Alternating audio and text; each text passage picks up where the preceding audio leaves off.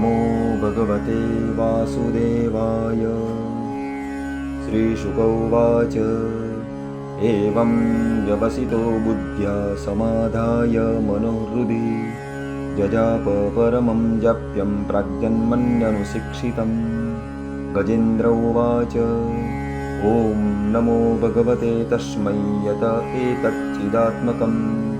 पुरुषायादिबीजाय परेशाय विधीमहि यस्मिन्निदं यतश्चेदं येनेदं य इदं स्वयं योऽस्माद् परस्माच्च परस्तं प्रपद्ये स्वयंभुवं यस्वात्मनीदं निजमाययार्पितं क्वचिद्विभातं क्व च तत्तिरोहितम् अविद्रदृक्साक्षुभयं तदीक्षते स आत्ममूलोऽवतु मां परात्पर। कालेन पञ्चत्वमितेषु कृष्णशो लोकेषु पालेषु च सर्वहेतुषु तमस्तदासीद् गहनं गभीरं यस्तस्य पारे विविराजते विभो न यस्य देवा विषयपदं विदुर्जन्तु पुनः कोऽर्हति गन्तुमीदुम् यथा नटस्याकृतिर्विचेष्टतो दुरन्त्ययानुक्रमणः समावतु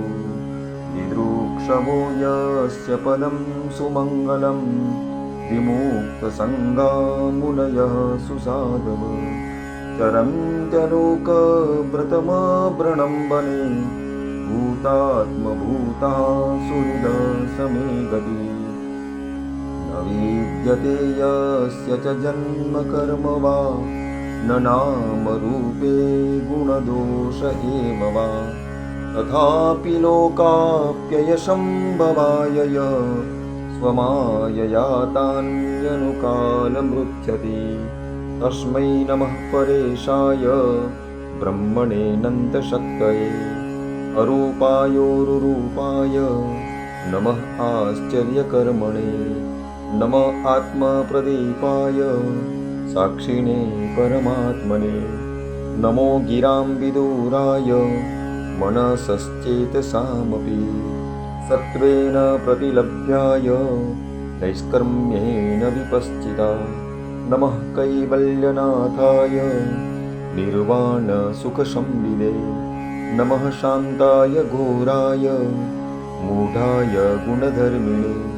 निर्विशेषाय साम्याय नमो ज्ञानघनाय च क्षेत्रज्ञाय नमस्तुभ्यं सर्वाध्यक्षाय साक्षिणे पुरुषायात्ममूलाय मूलप्रकृतये नमः सर्वेन्द्रियगुणद्रष्ट्रे सर्वप्रत्ययहेतवे असताच्छाय योक्ताय सदाभासाय ते नमः नमो नमस्तेऽखिलकारणाय निष्कारणायाद्भुतकारणाय सर्वागमनाय महार्णवाय नमोपवर्गाय परायणाय पुनारणिश्चिन्नचिदूष्मपाय तत्क्षोभविस्फूर्जितमानसाय नैष्कर्म्यभावेन विवर्जितागम स्वयं प्रकाशाय नमस्करोमि मातृप्रपन्नपशुपाशविमोक्षणाय मुक्ताय भूरिकरुणाय नमोलयाय स्वांशेन सर्वतनुबृन्मनसि प्रतीत प्रत्यग्दृशे भगवते बृहते नमस्ते आत्मात्मजाप्तगृहवित्तजनेषु सक्तैर्दुष्प्रापणाय गुणसङ्गविवर्जिताय मुक्तात्मविश्वरदये परिभाविताय ज्ञानात्मने भगवते नम ईश्वराय यं धर्मकामार्थविमुक्तिकामा भजन्त इष्टां गतिमाप्नुवन्ति किं त्वाशिशोरात्यपि देहमव्ययं करोतु मेदभ्रदयो विमोक्षणम् एकान्तिनो यस्य न कञ्चनार्थं वाच्छन्ति ये वै भगवद्प्रपन्ना अत्यद्भुतं तच्चरितं सुमङ्गलं गायन्त आनन्दसमुद्रमग्ना अमक्षरं ब्रह्म परं परेशमव्यक्तमाध्यात्मिकयोगगम्यम् अतीन्द्रियं सूक्ष्ममिवातिदूरमनन्तमाद्यं परिपूर्णमीडे यस्य ब्रह्मादयो देवा वेदा लोकाश्चराचरः नामरूपविभेदेन अव्यया च कलया कृता यथार्चिषोऽग्निः सवितुर्गवस्तयो निर्यान्ति संयान्त्यसकृद्स्वरोचिषः तथा यथोऽयं गुणसम्प्रवाहो बुद्धिर्मनकानि शरीरसर्गः स वै न देवासुरमर्त्यतिर्यं न स्त्री न षण्डो न पुमान् न जन्तु नायं गुणः कर्म न सन्न चासन् निषेधशेषो जयतादशेषः ये जीविषेणाहमिहामुयाकिम् अन्तर्बहिश्चावृतये वयोन्या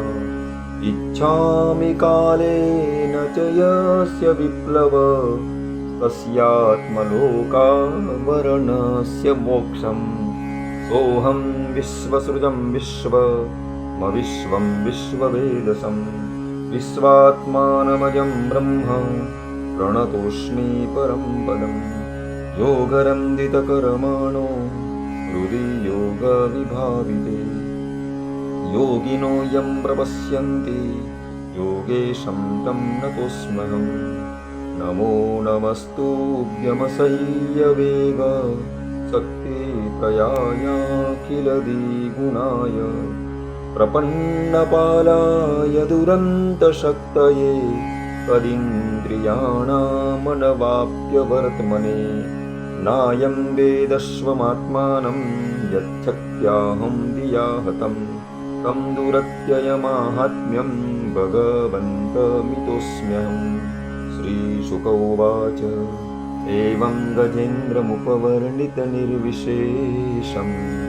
ब्रह्मादयो विविधलिङ्गविदाभिमाना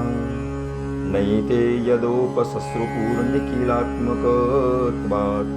तत्राखिलामरमयो हरिराविरासीत् तं तद्वदार्थमुपलभ्य जगन्निवास स्तोत्रं निशम्य दिविजैः सह संस्तुवद्भिः छन्दोमयेन गरुडेन समुह्यमान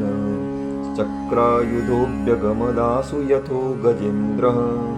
स्वन्तः सरस्युरुबलेन गृहीत आर्तो दृष्ट्वा गरुत्मतिहरिं ख उपात चक्रम् उक्षिप्य साम्बुजकरं गिरमाहकृच्छा